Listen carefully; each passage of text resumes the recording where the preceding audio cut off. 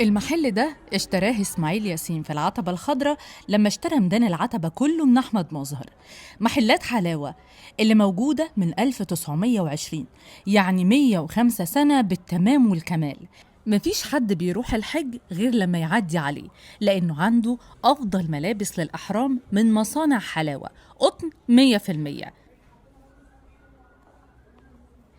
ده غير اللبس البيتي حريمي ورجالي وأطفالي كمان، والبيجامات الكستور هتلاقيها، وكله من مصانع حلاوة.